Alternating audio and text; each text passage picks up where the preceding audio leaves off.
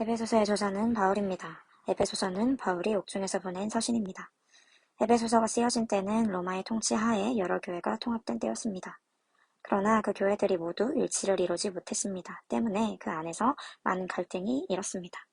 에베소서는 그런 그들에게 크리스천 공동체, 교회 공동체의 본질을 기억하게 하고 있습니다. 먼저 바울은 구원받기 전 우리의 모습을 돌아보게 했습니다. 과거의 모습을 돌아보며 구원해 주신 은혜를 다시 기억할 수 있게 한 것입니다. 우리가 아직 구원받기 전, 그러니까 죄인 되었을 때의 삶의 모습을 돌아보게 했습니다. 삶의 아주 작은 부분까지도 하나님 앞에 내세울 것이 없던 그 순간을 돌아보게 한 것입니다. 하나님이 아닌 다른 것을 믿고 따르는 모습, 하나님을 믿었더라도 온전한 믿음이 아니라 선택적 믿음을 보였던 모습들, 세상의 기류에 맞게 가치와 사상에 맞게 변형시켰던 모습을 돌아보게 했습니다. 구원받은 나도 우리도 하나님의 진노 아래 있던 자들이었음을 상기시켰습니다. 그 진노는 훗날 임할 진노가 아니었습니다. 이미 임한 하나님의 진노 아래 있던 자들이 바로 나였음을 상기시켰습니다. 하나님께 대적하는 무리가 바로 나였음을 기억하게 했습니다. 그리고 그런 나를 구원해 주신 은혜를 바라보게 했습니다. 구원받은 것은 나의 뛰어남이 아니라 전적으로 하나님의 선물임을 본문은 말하고 있습니다. 나의 뛰어남, 행위로 인해 구원받은 것이 아님을 정확하게 말하고 있습니다. 너희는 그 은혜에 의하여 믿음으로 말미암아 구원을 받았으니 이것은 너희에게서 난 것이 아니니 이는 누구든지 자랑하지 못하게 함이라.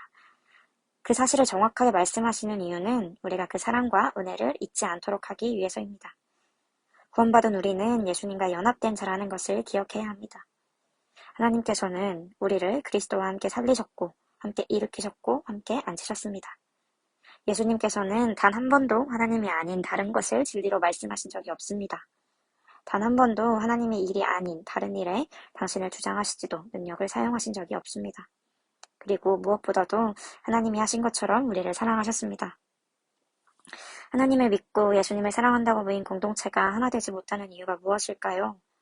왜 하나 되지 못하는 이들에게 성경은 나의 본질, 그리고 구원의 본질을 마주하게 했을까요?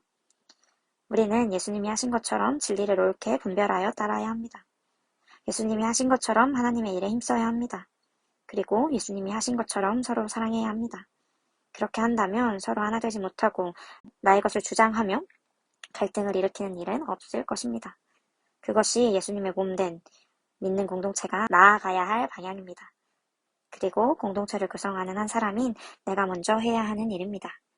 먼저 옳은 것을 분별하고 먼저 사랑하고 먼저 나아가는 이민들 되길 소망합니다.